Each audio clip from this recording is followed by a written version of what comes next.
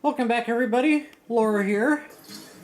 Alright, so we just got in with our Magnesis Shrine, and the old man kind of met us when we first came out, and I kind of skipped through all that for you.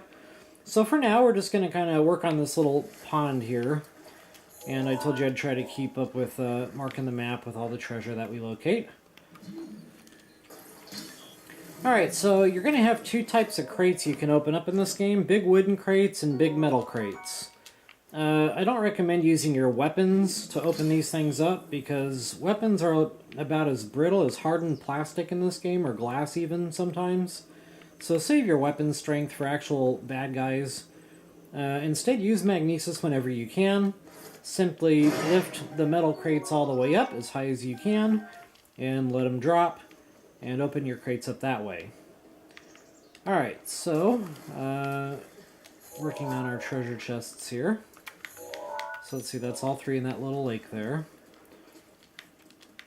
Right behind the shrine, there are some plants that are noteworthy. I don't really cook with these, but I do keep them and eat them raw, because they replenish 1 heart per plant. So it's always a good idea to collect everything, no matter if you think you need it or not. Collect everything that the game gives you, whether it be an insect, or, you know, plant life laying around, or whatever the case may be. Collect everything. Even if you already have like 200 of it, just keep collecting it. There's always going to be a use for it. And if you get a little bit low on rupees, you can always sell some of that stuff off for some extra cash flow. Alright, so go ahead and pick this metal plank up. We're going to walk over here to this mud pit. I think the game calls that a bottomless bog. I call it a mud pit. Alright, so that metal plank we're going to use to get across here. Now, if you fall in the mud, don't worry about it.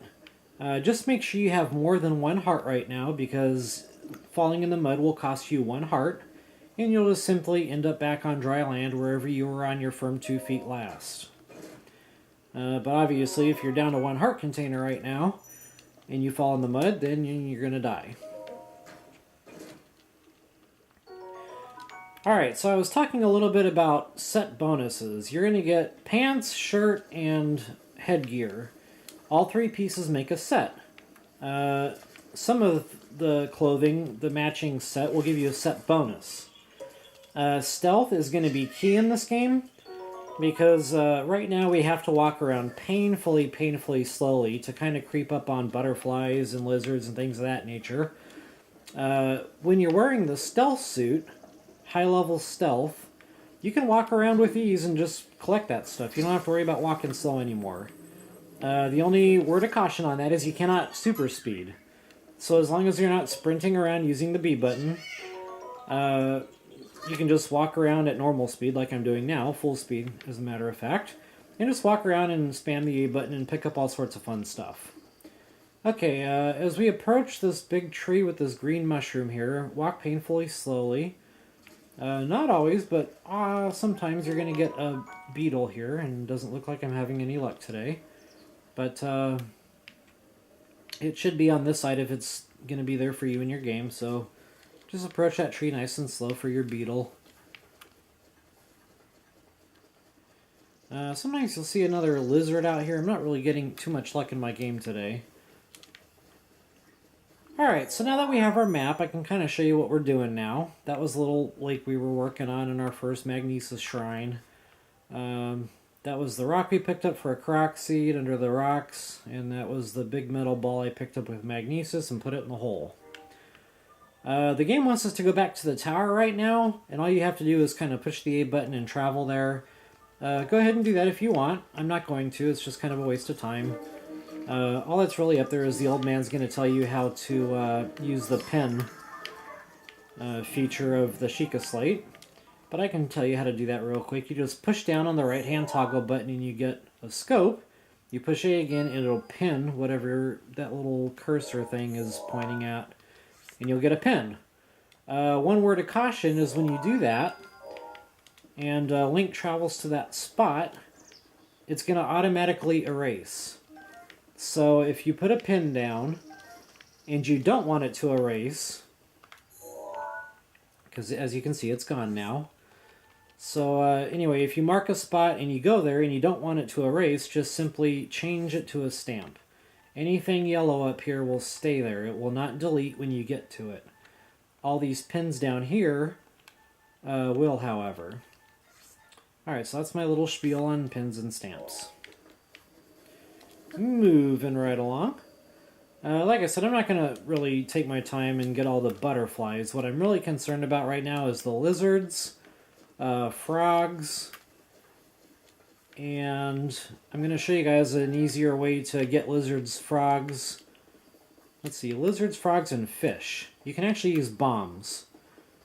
Anybody who's ever gone fishing with somebody who brought dynamite because they couldn't catch fish the right way knows what I'm talking about. You simply lob the bomb onto the water, detonate your ordnance, and your fishbowl floats to the top for you. Easy peasy.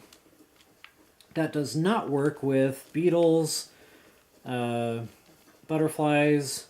If you try to use bombs for that kind of stuff, they'll just puff away into a little cloud of smoke, and that'll be that. Alright, so like I said, we're going to make sure that we take our time and get all these free monster parts. This is another tree you're going to want to approach slowly. This is going to be another possible beetle, and of course I'm just not having any luck in my game. But we're at the Eastern Abbey now. Eastern part of the Great Plateau here. Now that bad boy right there is going to turn itself on and start shooting at you.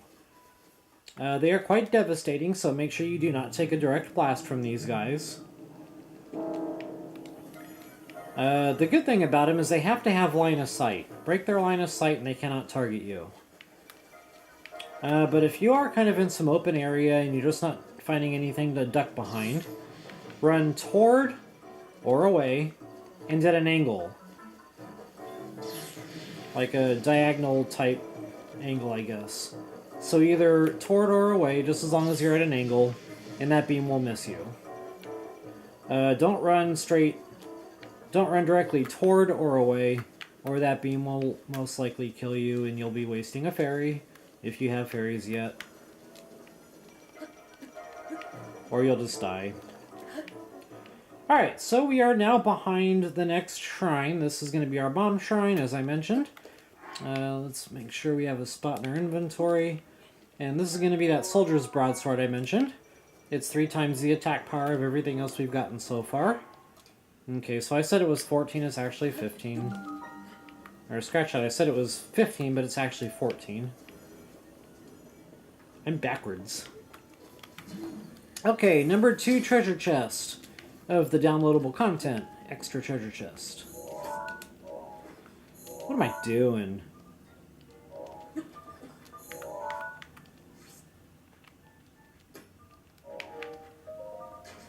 Do take the time to kill everything that comes out at night, too. Reason being is those monster parts are going to be invaluable. The wings are good for cooking, but the eyeballs that they drop are like a grade A ingredient. They boost up the time on your elixirs. So you can use, say, a Bobkin horn, and yeah, that'll make your elixir for you. But that eyeball will give you extra time. Alright folks, so we're going to go ahead and knock this next shrine out. This is our bomb shrine, as I mentioned. One cool thing about this Zelda game is this is not your normal bomb, where you just throw it and it detonates whenever the game wants it to. This time, you actually get to put your bomb down and detonate it whenever you want. And there's 2 bombs. So you could actually put down 2 bombs and detonate them one at a time, assuming that they're not within each other's blast range or they'll just both blow up. But you can set one bomb down, say, out in the field, and then set another one down somewhere else, and detonate each one of them as you need. Very, very handy feature. Another cool thing about bombs, you can actually drop them from the air. When you're done with the Great Plateau here, you're going to get a paraglider, which you can fly around in the sky. Pretty cool. You can also drop these bombs and detonate your ordnance as that bomb is falling through the sky. Just be careful not to detonate your ordnance too soon after you let go of it. Otherwise, you'll be blasting yourself out of the sky and plummeting to your death or wasting a fairy. Okay, you're going to want to go ahead and grab this weapon here. That's a Traveler's Claymore. Pretty decent attack power. You can do a spin attack with that bad boy. Very, very good attack method.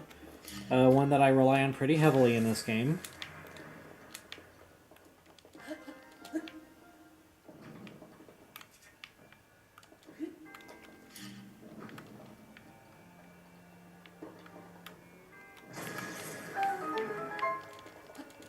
And I'll show you guys that when the time comes. But that is my primary method of big boy kills in this game, as I like to call them. Or if you're dealing with multiple enemies, it's quite handy for that situation as well. Okay, a little safety tip on that. Make sure you're on the part that launches, not the part that's sedentary. So that big square part that's shooting up and down, make sure that's what you're standing on. Otherwise, you won't quite make it to the other side and you'll lose a lot of hearts. Ah, come on, Lank. Genius. Alright, so instead of waiting for that bomb to reload, I'll just go ahead and use the square one. Wow, dude. What is happening? There we go.